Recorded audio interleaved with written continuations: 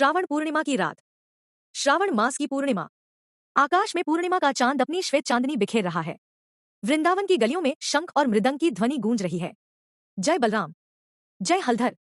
आज का दिन केवल एक पर्व नहीं, बल्कि आध्यात्मिक शक्ति, प्रेम और सेवा का उत्सव है। यही वह दिन है जब द्वापर युग में भगवान श्री कृष्ण के अग्रज, आदि गुरु और शक्ति स्वरूप श्री बलराम जी का अवतरण हुआ। बलराम जी का नाम लेते ही हमारे मन में उनका तेजस्वी, श्वेत वर्ण वाला स्वरूप आता है। हाथ में हल और मुसल, मुख पर मधुर मुस्कान और हृदय में अनंत सेवा भाव। कथा है, जब कंस ने देवकी और वसुदेव को कैद कर लिया और भविष्यवाणी सुनी कि देवकी का 8वां पुत्र उसका वध करेगा, तो उसने उनके सभी बच्चों को मार डाला। पर जब 7वां गर्भ आया, जो स्वयं बलराम जी थे, तब भगवान ने योगमाया को आदेश दिया, इस गर्भ को देवकी से रोहिणी के गर्भ में पहुंचा दो। रोहिणी नंदग्राम में वसुदेव की पत्नी थी।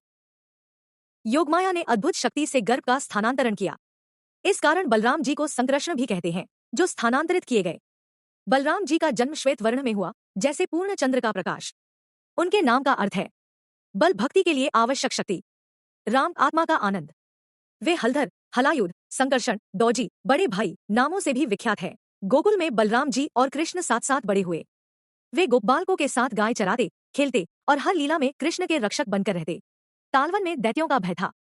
धेनुकासुर नाम का असुर, जो गधे के रूप में था, वहां कोई भी नहीं जाने देता। बलराम जी ने अपने बल से उसे पकड़कर घुमा घुमाकर मार डाला। तालवन मुक्त हुआ और वृंदावन के लोग निर्भय होकर फल तोड़ने लगे। प्रलंबासुर, बकासुर और कई अन्य असुरों को बलराम जी ने या तो स्वयं मारा या कृष्ण के साथ मिलकर समाप्त किया। बलराम जी कौन है? आध्यात्मिक रूप से बलराम जी भगवान कृष्ण के प्रथम विस्तार हैं। वे गुरु तत्व के स्वरूप हैं, यानी भगवान तक पहुंचाने वाले।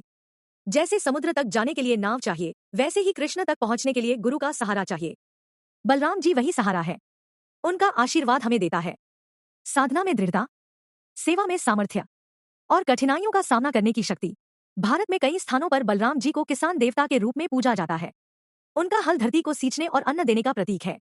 गांवों में किसान बलराम जी की पूजा कर अच्छी फसल की कामना करते हैं। दिन भर बलराम जी की लीलाओं का कीर्तन, भजन और कथा होती है। संध्या में महाआरती और प्रसाद वितरण होता है। बलराम जी की हर लीला में एक शिक्षा है, धेनुकासुर वध, आलस्य और अज्ञान के बोझ को हटाओ।